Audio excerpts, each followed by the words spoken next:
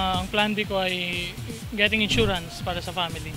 Yung plan B ko, I have insurance naman and savings. Tapos, if ever nga na yun, mawala ng trabaho or whatever, meron rin namang family business, so I can also help on that.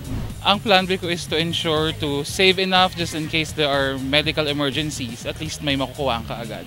So kaming mga asawa, we're trying to save and invest monthly. Ang una namin pinupuno yung emergency fund kasi di natin alam, magkaroon ng emergency, magkaroon ng accidents, at least merong mahuhugot. And lastly, meron din kaming life insurance.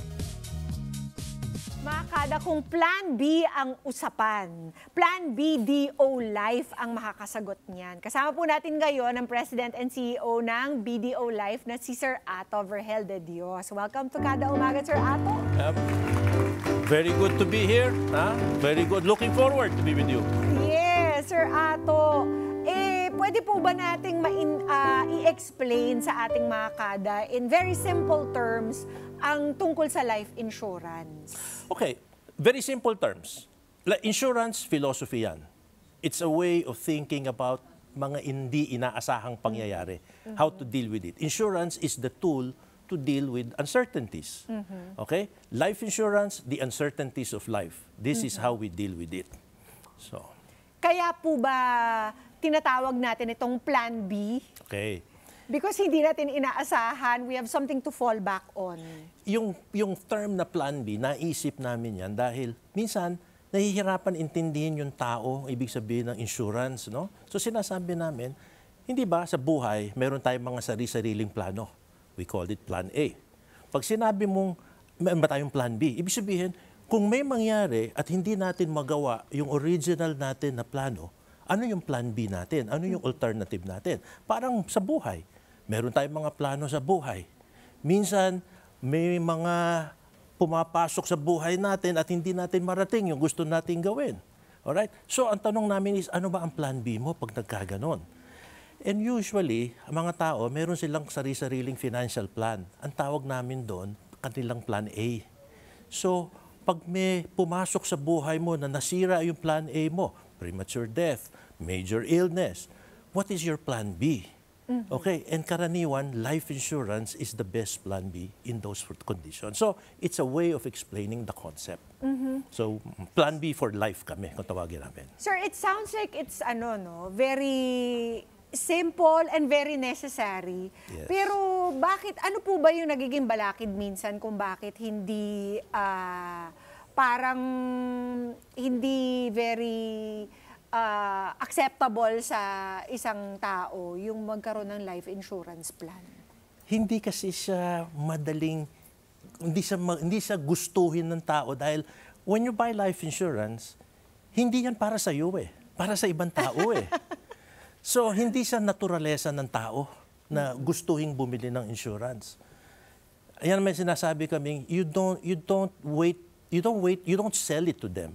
You help them realize it. You help them realize na kailangan ko nga. Usually, nangyayari niyan, kakausapin namin ngayon, yes.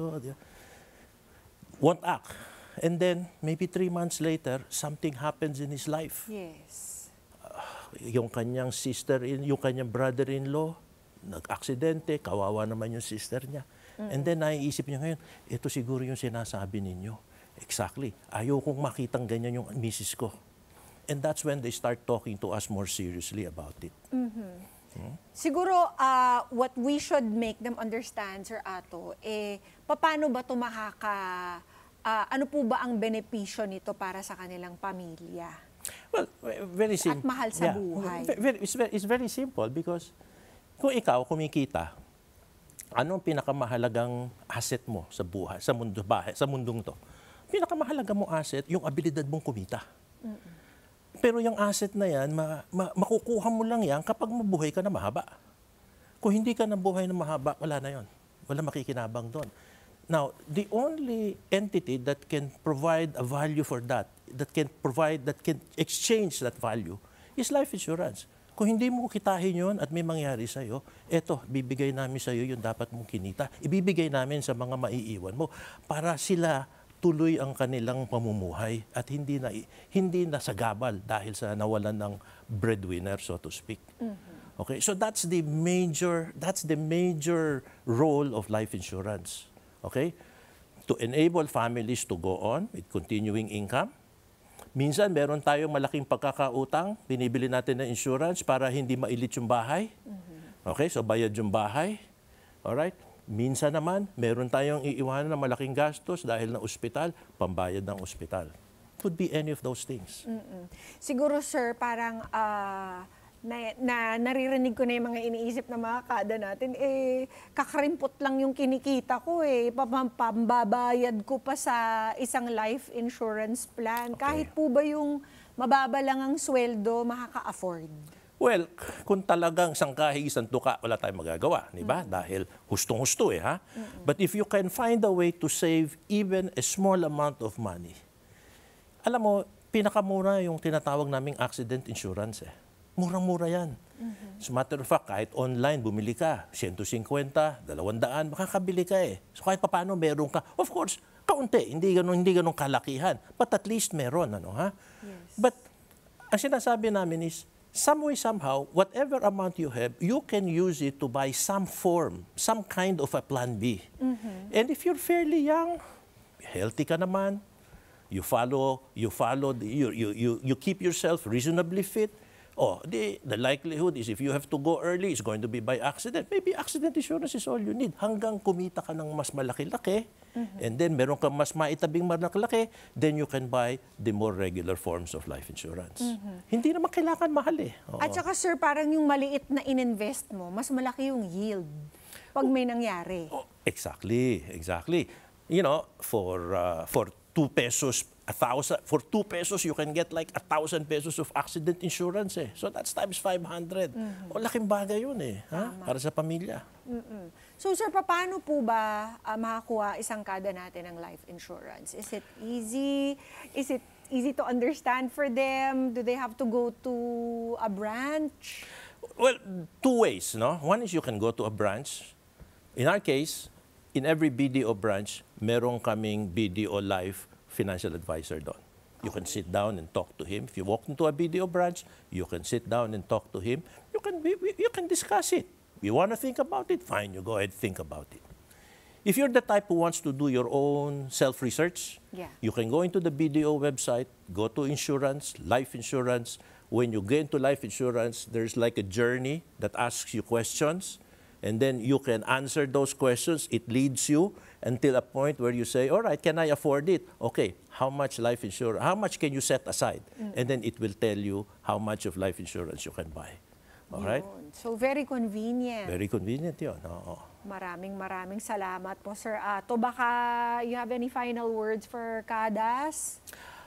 You know, para sa mga nakikinig sa atin ngayon, kung kayo'y may responsibilidad mag-provide for people who are dependent on you, financially dependent on you, then you have to have some form of plan B, life insurance.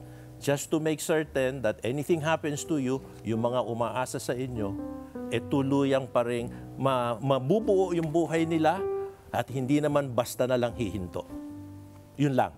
Kaya may plan B na ho ba kayo? Ready na po ba tayong kumuha ng plan B or gumawa ng plan B, mga kada? Sa ating kada squad, please consider this for your mahal sa buhay. Di ba po, Sir Ato? Maraming salamat po para sa pagbisita niyo sa amin dito sa Kada Umaga and explaining this to us in very simple terms. Bumisita lang po kayo sa BDO Life website para makakuha po ng quotation para sa life insurance plan na swak sa budget at sa needs ninyo.